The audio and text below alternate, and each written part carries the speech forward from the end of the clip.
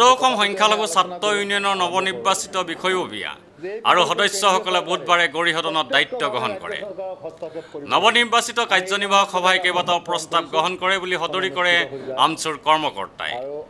সভাই 29 আৰু 30 এপ্ৰিলত গোৱালপাৰা জিলাৰ ৰাক্ষসনী আৰু বিশ্বনাথ চাৰিআলিৰ বাঘমৰাত জনসাধাৰণৰ ওপৰত আৰক্ষীয়ে গুলীচালনা কৰা কাৰ্যৰ তীব্ৰ নিন্দা কৰে আৰু আহত তথা নিহতসকলক আৰ্থিক সাহায্য প্ৰদান কৰিবলৈ দাবী জনায়।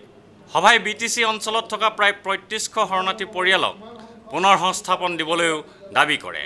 সভাৰ দাবীসমূহ সম্পৰ্কে আমচুৰ সভাপতি আব্দুৰ ৰহিম আহমেদে কয়, আজি আমাৰ বৰ্ধিত কাৰ্যনিৰ্বাহক সভাৰ কেইটামান গুৰুত্বপূৰ্ণ প্ৰস্তাৱ আমি লৈছোঁ। তাৰ ভিতৰত প্ৰথম প্ৰস্তাৱ হৈছে বাঘমাৰী, বিশ্বনাথৰ বাঘমাৰী আৰু গোৱালপাৰা ৰাক্ষসনীত যি পুলিচে নিৰ্বিচাৰে গুলীচালনা কৰি কেইবাজনো নিৰীহ ৰাইজক হত্যা কৰিলে, সেইটোক আমি কঠোৰ ভাষাৰে গৰিহণা দিছোঁ আৰু এই হত্যাকাণ্ডক লৈ আমি ন্যায়িক তদন্ত ঘোষণা কৰিবলৈ চৰকাৰৰ ওচৰত দাবী জনাই প্ৰস্তাৱ লৈছোঁ আৰু নিহত পৰিয়ালক 10 লাখ কোটি টকা আৰু আহত পৰিয়ালক 5 লাখ কোটি টকা ক্ষতিপূৰণ হিচাপে দিয়াৰ কাৰণে আমি চৰকাৰক দাবী জনাইছোঁ।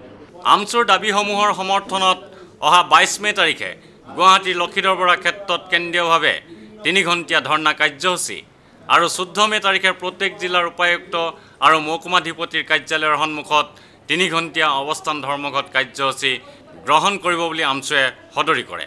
কেমেৰা পাৰ্চন সুশান্ত দাসৰ সৈতে অমৰদীপ গগৈ, চেণ্টিনেল নিউজ, গুৱাহাটী।